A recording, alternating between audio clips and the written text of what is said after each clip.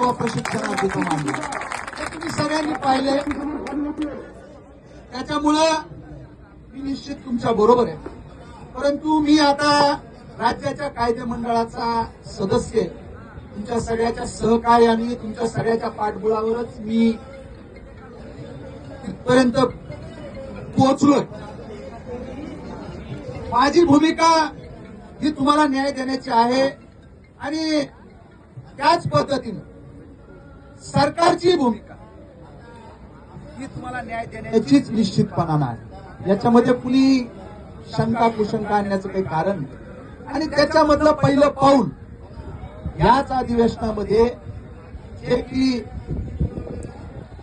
मुख्यमंत्र्यांनी राज्यपालाचं जे अभिभाषण झालं, त्या राज्यपालाच्या अभिभाषणावर चर्चा झाली आणि नंतर मुख्यमंत्र्यांनी त्याला उत्तर दिलं.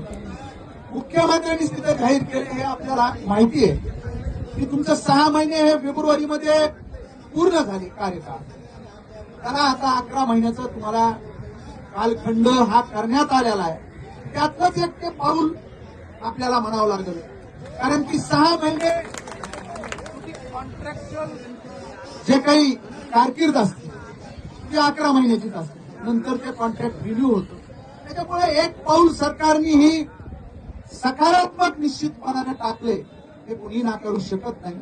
परंतु तुमची जी काही मागणी आहे की आम्हाला सेवेमध्ये सामावून घ्यावं किंवा कार्यकाळ परत तुमचा वाढवून द्यावा, किंवा मी आता निवेदन पूर्ण वाचलं नाही, पण ज्या त्या ठिकाणी ज्या त्या आस्थापनेवर सहाय्यक पद त्या ठिकाणी निर्माण करावे, अशा सगळ्या गोष्टी ज्या काय आहेत याचा थोडासा अजून सखोलपणे अभ्यास मी करतो.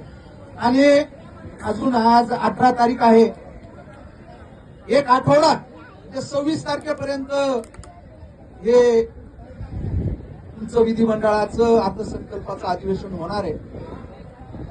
आमच्या अध्यक्ष साहेबांनी सांगितल्याप्रमाणे जे वेगवेगळे आयुध आहेत त्या आयुधाच्या माध्यमातून तुम्हाला तुमचा जो आवाज आहे तो या राज्याच्या विधिमंडळामध्ये कायदे मंडळामध्ये निश्चितपणानं पोहोचवण्याचं काम करल.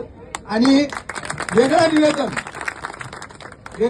एक निवेदन सुद्धा मुख्यमंत्री आणि राज्याचे उपमुख्यमंत्री अर्थमंत्री अजितदादांना मी स्वतः निवेदनही देईन आणि विधिमंडळामध्ये हा विषय नक्कीच तुम्ही मांडल. तुमच्या मागण्या ह्या निश्चितपणानं चुकीच्या नाहीयेत, परंतु तुम्हाला सगळ्यांना माहिती आहे की हे जेव्हा हे कौशल्य विकासमध्ये हे प्रशिक्षणार्थी म्हणून तुम्हाला वेगवेगळ्या आस्थापनेवर जेव्हा जॉईन करून घेतलं त्यावेळेस ते करत असताना त्यांच्या ह्याच्यामध्येच तशा पद्धतीचं तुमच्या अग्रीमेंटमध्येच होतं की ह्याच्यामध्ये स्किल डेव्हलपमेंटमध्ये तुम्हाला एक काम अवगत व्हावं, त्याची माहिती व्हावी, माहिती झाल्यानंतर तुम्हाला कुठं अडचण येणार नाही पुढं, अशा पद्धतीचं ते क्लिअर कट अग्रीमेंटमध्ये होतं. हे विषय कुणी नाकारू शकत नाही.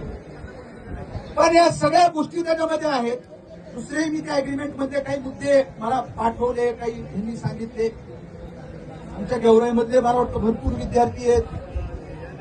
आमच्या इथली मला वाटतं मला सारखं ती फॉलो घेतली, आपली कोमल आर सारखं फॉलो मला घेतली. अनेक मुलंही माझ्याकडं बोलत असतात. त्या अग्रीमेंटमध्ये 50% लोक गेवराईचे आहेत. तर त्या अग्रीमेंटमध्ये अजून एक बाब सुद्धा आहे माझ्या माहिती की ज्या त्या आस्थापनेवर